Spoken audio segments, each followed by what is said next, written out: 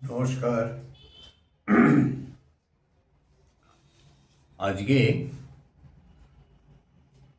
আমরা এমন একটা বিষয় নিয়ে আলোচনা করব,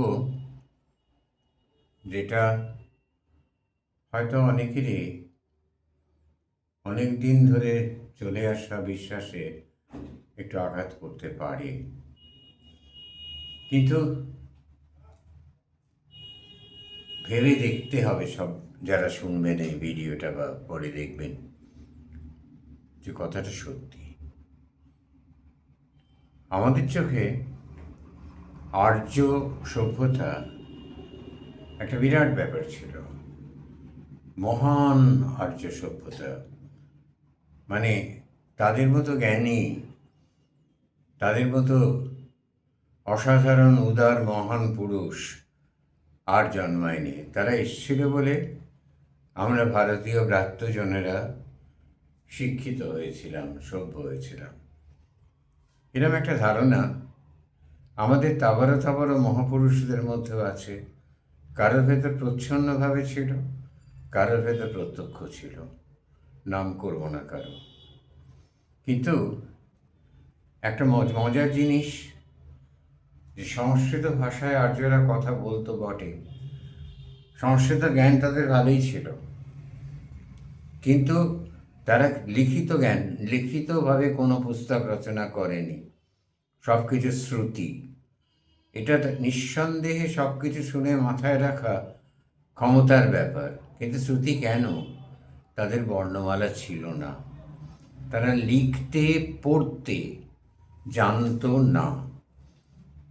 আমার কলমচি বলছে, মৌখিকভাবে তারা বেদ চর্চা করত এবং গুরুর থেকে গুরু, একজনের থেকে আর একজন বেদ মুখস্থ করে নিত।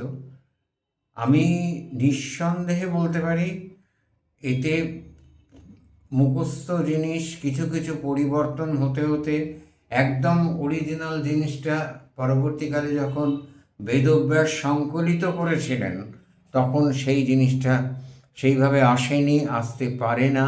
কারণ মুখে বলতে গেলে কিছু না কিছু পরিবর্তন হবেই। মধ্য এশিয়ার থেকে আর্যরা এসেছিলেন, এটা একটা মত যেরম আছে, সেরম আর্যরা আমাদেরই দেশের লোক, এরম মতও আছে। এরা যাযাবর ছিল, সবাই না, পুরো যাযাবর নয়, কেউ কেউ অর্ধ যাযাবর ছিল, 1500 খ্রিস্টপূর্ব। এবং এরা অসম্ভব যুদ্ধপ্রিয় নৃশংস জাতি ছিল, যুদ্ধপ্রিয় ছিল। আর তুলনায় ভারতের অরিজিনাল অধিবাসীরা, অনার্যরা, সভ্যতায় অনেক উন্নত ছিল, কিন্তু যুদ্ধ অত ভালো পারত না। এরা তাদের দাস বা তৈরি করত, পরিণত করত, এবং দাস থেকে দস্যু কথাটা এসছে। তারা চুরি অত্যাচার না করলেও দস্যুবৃত্তি তাদের ঘাড়ে চেপে গেছে। আগ্রাসী আচরণ ছিল আর্যদের। অনার্যদের সঙ্গে সংঘাত, তারা পরাজিত অনার্যদের দাসে পরিণত করত। বেদে এই কথা উল্লেখ করা আছে, বেদে এদের দস্যু বলা হতো। এখান থেকেই বর্ণাশ্রম বা বর্ণ প্রথা এখান থেকে আসে, এখান থেকে বর্ণাশ্রম আসে। অনার্যদের সুন্দর বর্ণলিপি ছিল। হরপ্পা সভ্যতার পতনের পর কিছু সময়ের জন্য অবশ্য বর্ণলিপি মুছে যায়, হারিয়ে যায়, এবং পরবর্তীকালে আবার বর্ণলিপি ফিরে আসে মগধের ব্রাত্য অবৈদিক তন্ত্রাশ্রয়ী সভ্যতার হাত ধরে ব্রাহ্মী লিপির প্রচলন হয়। এবং সেই ব্রাহ্মী থেকে আমরা জানি পরপর বিভিন্ন অবস্থার মধ্যে দিয়ে বর্তমান বাংলা লিপি আসে। সংস্কৃত লিপি থেকে বাংলা লিপি আসেনি, কোনো কালে আসেনি। সংস্কৃত ভাষা থেকে বাংলা ভাষা এসেছিল। আর্যদের লিপি ছিল না, আর্যরা কৃষিবিদ্যা জানতো না, আর কৃষিবিদ্যা না জানলে লিপির উদ্ভবটাও সম্ভব না, নগরপত্তন সম্ভব না। যাযাবরদের পক্ষে এক জায়গায় থেকে যাওয়া সম্ভব না, কেননা সেখানকার পশু কমে আসবে, পশু সচেতন হয়ে যাবে, সেখান থেকে তাদের অন্য জায়গায় যেতে হবে, পশু মাংস ছাড়া তাদের খাদ্যের কোনো সংস্থান ছিল না। এইখানে একটা কথা বলি যে বেদব্যাস কেন অনার্য দেবী মা কালীর বা অনার্য দেবতা শিবের, শিব পরবর্তীকালে ঋগ্বেদের রুদ্রের সঙ্গে মিশে গেছেন আমরা জানি, কিন্তু শিব আলাদা করে পশুপতি, তিনি অনার্য দেবতা বলা হয়, তাকে অনেকে অনার্য দেবতা বলেন। তাদের প্রধান গণ গণেশের কেন সাহায্য নিয়েছিলেন মহাভারত লিখতে, এটা কিন্তু যথেষ্ট পরিমাণে ইঙ্গিতবাহী।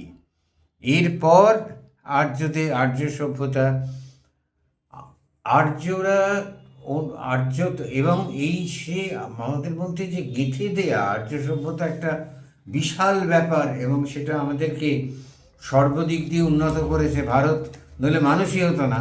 এটা ইংরেজদের অবদান।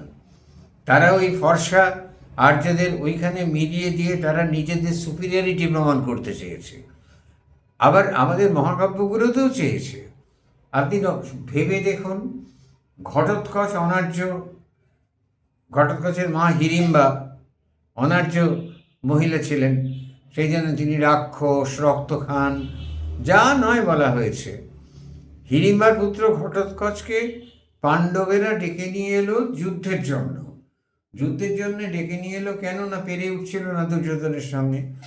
যুদ্ধে যখন ঘটোৎকচ অপরাজেয় হয়ে উঠল, যুদ্ধবিদ্যা সে জানত, তখন দুর্যোধনের অনুরোধে কর্ণ একপুরুষ ঘাতিনী, যেটা অর্জুনকে হত্যা করার জন্য রেখে দেওয়া ছিল, সেই একপুরুষ ঘাতিনী দিয়ে ঘটোৎকচকে হত্যা করল।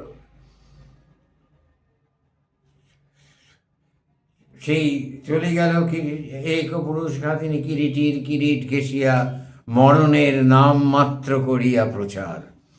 কিন্তু নিষ্ঠুরতাটা দেখুন, এইখানে আর্য পিতা ভীম বলছেন ঘটোৎকচকে, পুত্র তুমি তোমার শরীর বর্ধিত করো যতটা পারো, যাতে মারা যাচ্ছে মানুষটা, যাতে শত্রু সৈন্য যতটা পারো তুমি পিষে মেরে দিয়ে যাও।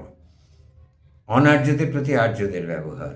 আর অভিমন্যু যখন মারা গেল, তখন তার কাকা জ্যাঠা মিলে 5 জন, কেউ তো বাঁচাতে তো কেউ পারল না, সবাই বড় বড় কথা। যুধিষ্ঠির বলেছিল, বৎস তুমি ভেতরে ঢোকো, আমি তোমার পেছনে ঠিক ঢুকে যাবো, ঢুকতে পারেনি।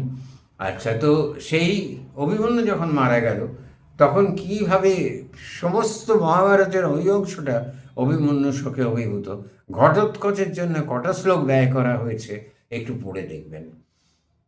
এদিকে যখন মণিপুর রাজ্য ইত্যাদি প্রভৃতি রাজ্যগুলোতে এলো, সেই সমস্ত রাজ্যগুলো আর্যদের অধিষ্ঠিত নয়, ফলে তাদের এই সমস্ত পাণ্ডব বর্জিত জায়গায় আসতে হয়েছিল বলে এই মানুষগুলোকে আর্য তথাকথিতদের প্রায়শ্চিত্ত করতে হয়েছিল। আসলে আমরা কি আর্য জাতির রক্ত নেই পৃথিবীতে এখন কোথাও? জার্মানরা বলে বটে ওরা আর্য, সবই মিশ্র রক্ত বইছে। আর ভাষার ব্যাপারে আর্যরা লিখতে পড়তে দুটোর কোনোটাই জানতো না।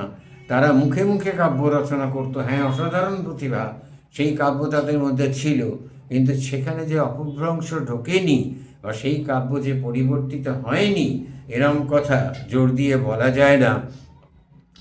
কিন্তু যাদের তারা দাস বলেছে, দস্যু বলেছে, তাদের নিজস্ব সংস্কৃতি, অতি সুন্দর সংস্কৃতি ছিল। সেই সংস্কৃতি আর্যদের হাতে অনেকখানি বিনষ্ট হয়েছে, কিছুটা আছে।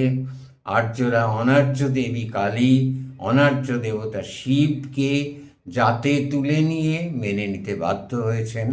জনগণ এখানে ওই 2 দেবদেবীকে বাদ দেবে না বলে। নমস্কার।